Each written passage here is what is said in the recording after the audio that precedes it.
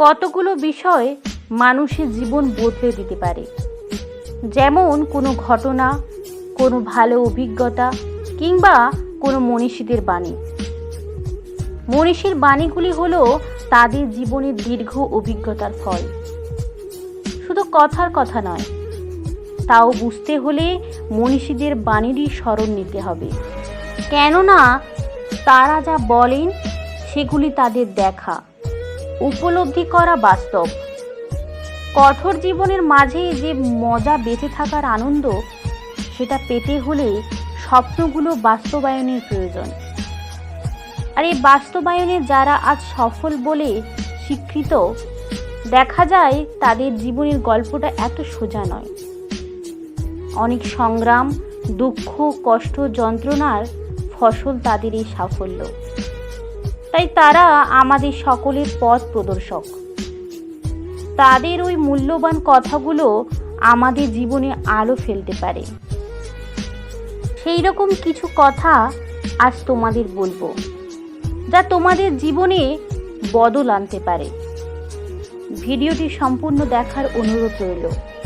ভালো লাগলে একটা লাইক করবে।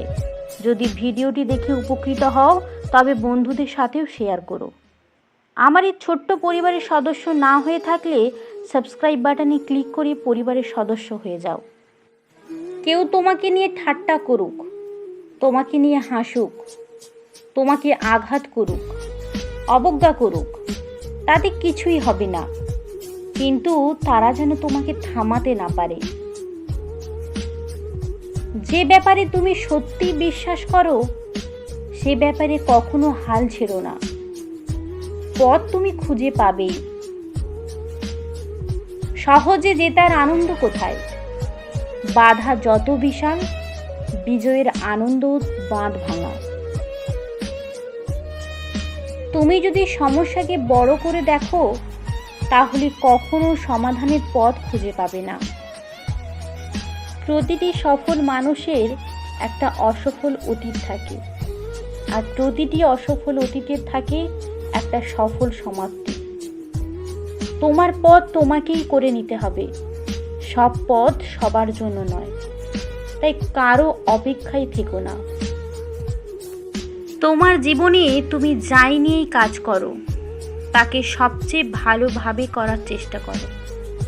এমনভাবে করো যেন তোমার আগে এবং পরে কেউ এতটা ভালোভাবে করতে না পারে। কখনো ভেঙে পড়ো না। পৃথিবীতে যা কিছু হারিয়ে যায়, অন্য রূপে সেটা ঠিকই আবার ফিরে আসে জীবনে। প্রত্যেকের জীবনের একটা গল্প আছে। অতীতে ফিরে গিয়ে গল্পের শুরুটা কখনো পরিবর্তন করা সম্ভব নয়, কিন্তু কঠোর পরিশ্রমের মাধ্যমে গল্পের শেষটা চাইলেই নতুন করে সাজিয়ে তুলতে পারো। জীবনে অনেক বিষয় আছে যেগুলো তোমার নিয়ন্ত্রণের বাইরে, এবং সেগুলো নিয়ে মাথা ঘামানোর মানে হয় না, কারণ এর বাইরেও তোমার হাতে হাজার হাজার জিনিস রয়েছে যেগুলো তুমি বিজয় করতে পারো। হার মেনো না। আজকের দিনটা কঠিন, কাল হবে অন্ধকার, কিন্তু তারপর সূর্যকে উঠতেই হবে। তুমি যদি এখন থেকেই তোমার স্বপ্নগুলো সত্যি করার পেছনে ছুটে না চলো, একদিন তোমাকে কাজ করতে হবে অন্যদের জীবনে তাদের স্বপ্নগুলো সত্যি করার জন্য।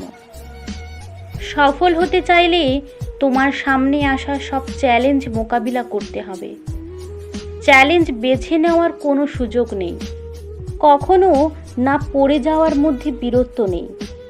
পড়ে গিয়ে উঠে দাঁড়ানোর মাঝেই সত্যিকারের বীরত্ব লুকিয়ে আছে।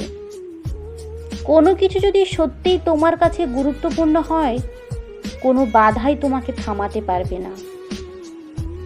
যদি তোমার লক্ষ্য নিয়ে কেউ হাসি তামাশা না করে, তবে বুঝতে হবে তোমার লক্ষ্যটা খুব ছোট। জীবনে সব কিছু একবার হলেও চেষ্টা করে দেখা উচিত। ভগবান প্রতিটি মানুষকে কিছু না কিছু দক্ষতা দিয়ে পাঠিয়েছেন। তুমি সেটিকে কখনো জানতে পারবে না যতদিন না তুমি সেটা চেষ্টা করে দেখছো। তুমি তোমার মতো হও, কারো মতো হওয়ার দরকার নেই।